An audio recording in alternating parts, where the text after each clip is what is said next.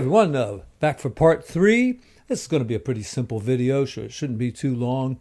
All we've done really is taken our first video where we had all the chords in root position,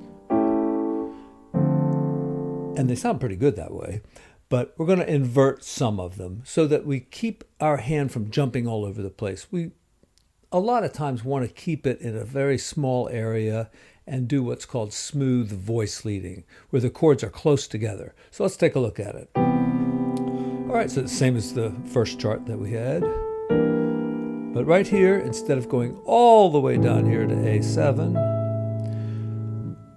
if we look at that A7, we take these two notes off the bottom and stick them up here on the top, we find we were very close to our E minor 7 flat 5. So that's the chord that comes first. We simply lower this one, and then we've got A7. All right, so it keeps it close together. All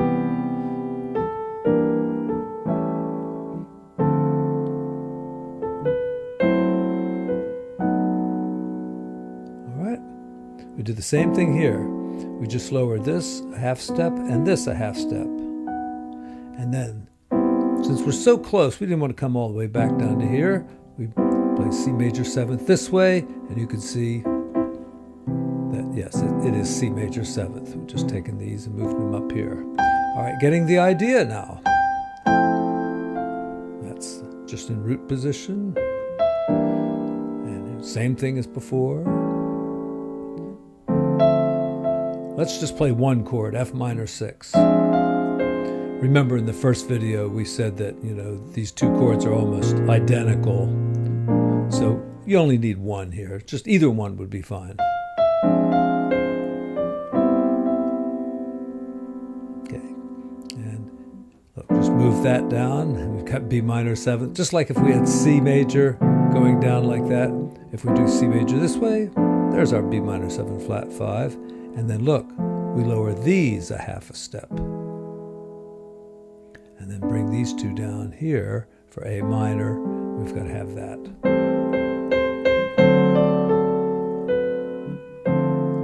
Now sometimes you'll see these little natural signs like right here.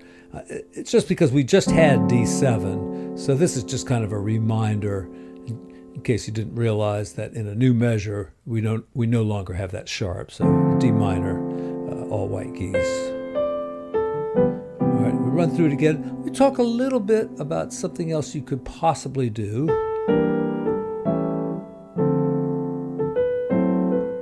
Right here.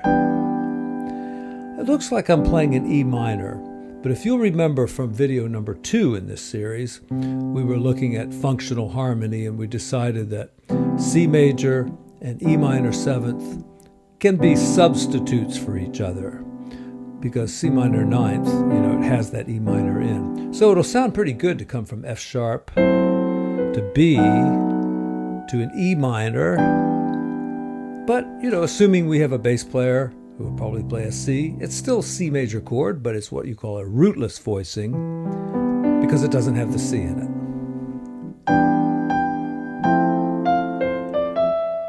All right, on to the second ending.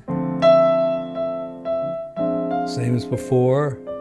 And here, it just sounds better. I mean, we could have gone... Yeah, in fact, I think it sounds nice, actually, to play that C major up here instead of down here. It is a little jumpy, but it's kind of a blues move here. The 1 to the 4. So it sounds good to have the roots on the bottom also. And, following this chart is not like the perfect way to play it. You can decide which chords you want to leave in root position and which ones you want to invert. It's, there's plenty of options. So last line, let's use this for C major 7th. Flows nicely to F7.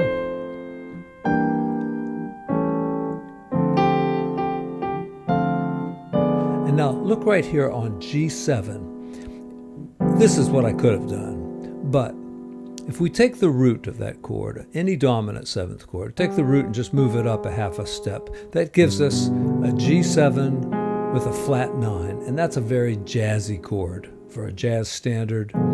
Lots of dominant 7ths are going to they don't need the flat 9, but it adds a lot to the chord. And it'll sound good here. And then on to C6. So that's also a rootless voicing because there was no G. Now, check this out. We could do it here at the end. Almost every dominant chord, we could do that same thing. So here's A7. We had this, but look, suppose we move that root up to the flat 9. Now our motion from E minor 7 flat 5, we're just lowering this one note. That's all we have to do. Same thing over here. We're just going to lower a one note, right, from this one to that one. Still do it again here if we like. So all these things, they look like diminished chords, but that's just an A7 with a flat 9. Think of it either way. Now here, if we did B flat, the melody is right there on the 9th. So if we put the flat 9 in, we're going to get that. We're going to get the B flat, the B, and the C. So it probably won't work there, but this is the only spot it won't work. Okay.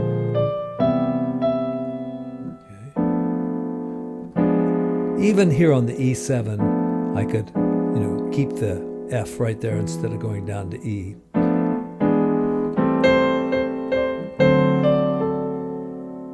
Well, look, if I went to D7, even there, if I raise that root up to the flat 9, it'll sound good.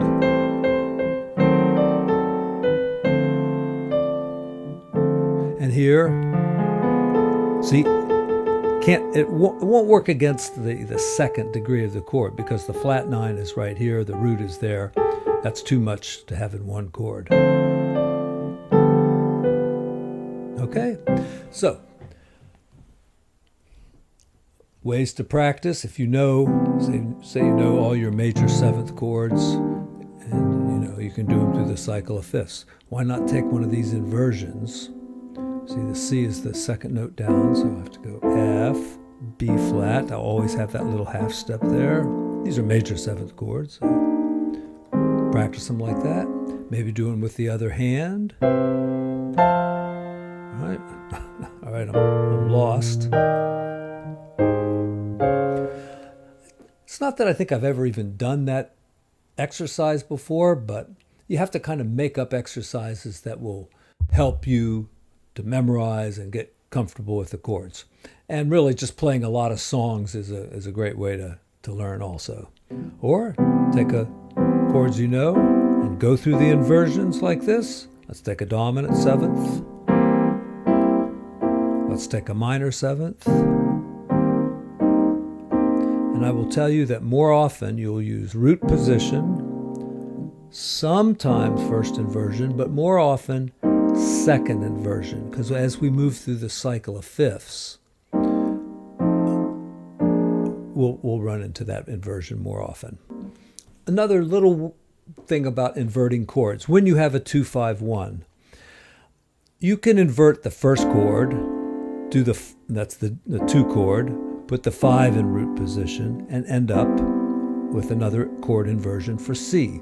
But it's usually stronger if the 2 chord is root position and the dominant chord is the one being inverted. And then you land on the 1 chord with the root on the bottom. It's just more stable, and most of the time it'll sound a little better, but I'm sure you can find spots where maybe the other way sounds better.